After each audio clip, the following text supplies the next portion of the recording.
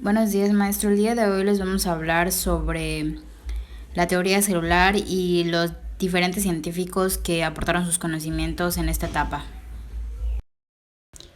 Para comenzar, tenemos al científico inglés Robert Hooke, que él en 1665 usó el recién inventado microscopio compuesto de 3 lentes para examinar unas finas láminas de corcho. Él observó que el corcho estaba formado de pequeños compartimentos huecos. A estos compartimentos le recordaban a las pequeñas habitaciones de los monasterios y por eso él las denominó células. Siguiendo tenemos al científico y comerciante holandés Antonio Bam, nacido en 1632 y fallecido en 1723. Él fabricó numerosos microscopios con los que realizó observaciones de microorganismos.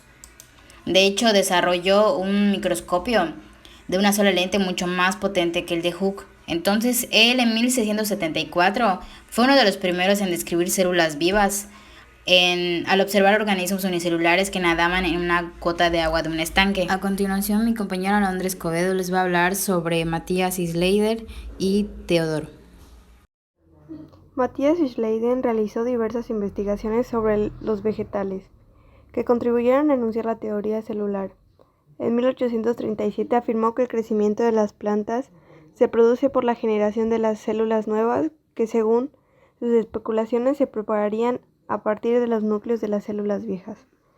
Aunque posteriores descubrimientos mostraron su error respecto a la división celular, su concepto de la célula como unidad estructural común a todas las plantas tuvo efecto de traer la atención de los científicos hacia los procesos vitales que se producían a nivel celular, un cambio que provocó el nacimiento de la embriología.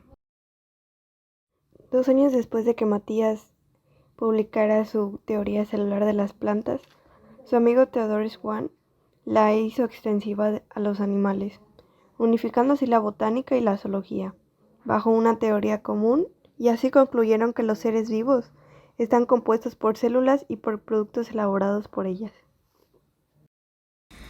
Luis Chulín Vega nos hablará sobre los científicos Rudolf y August. Rudolf Virchow, en 1828, demostró que toda célula procede de otra célula anterior o, como lo decía en su axioma, omnicélula a célula, como la planta solo puede proceder de otra planta y el animal de otro animal. En 1839 había iniciado sus estudios de medicina, concluyendo su tesis doctoral en 1843, siendo nombrado titular de la primera cátedra de anatomía y patología en Alemania.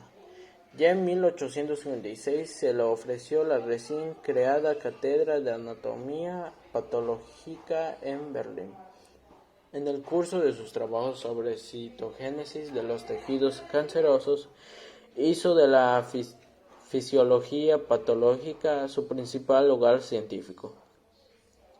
Entre sus descubrimientos se encuentran los de la leucemia y la mielina, y realizó estudios experimentales fundamentales sobre la trombosis, la flebitis o la triquinosis. Él es un médico patólogo, político, antropólogo y biólogo alemán. A menudo es considerado el padre de la patología moderna, porque su trabajo ayudó a refutar la antigua creencia del humorismo. August Weismann, 1892, desarrolló su teoría sobre la herencia basada en la inmortalidad del plasma germinal. Según esta teoría, el plasma germinativo es la sustancia alrededor de la cual se desarrollan las nuevas células. El plasma germinal era la parte nuclear esencial de las células germinales y a diferencia de las células somáticas, llamada somatoplasma, permanecía cualitativamente idéntica desde el cigote y era responsable de la herencia.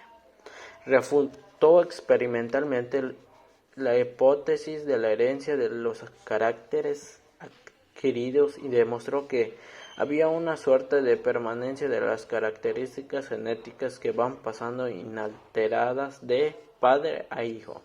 Sobre esa base surgió la distinción entre el plasma germinal, que se transmite de generación en generación, y el plasma somático, que constituye el cuerpo de los organismos.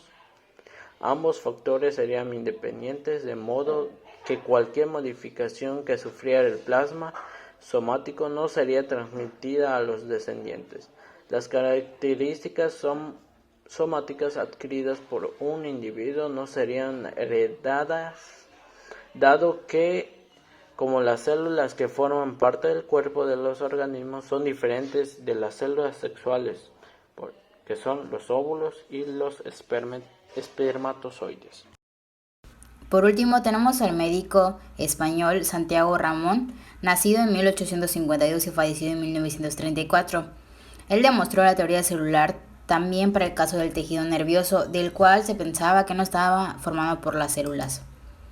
Él describía cómo fluía la información por el cerebro, que las neuronas eran unidades individuales que se comunicaban unas con otras de manera direccional a través del espacio entre ellas, diciendo que estas células son las neuronas. Un dato muy importante de él es que en 1906 ganó el Premio Nobel de Fisiología y Medicina. Y esto fue todo de nuestra parte, espero que haya quedado claro el tema y muchas gracias por su atención prestada.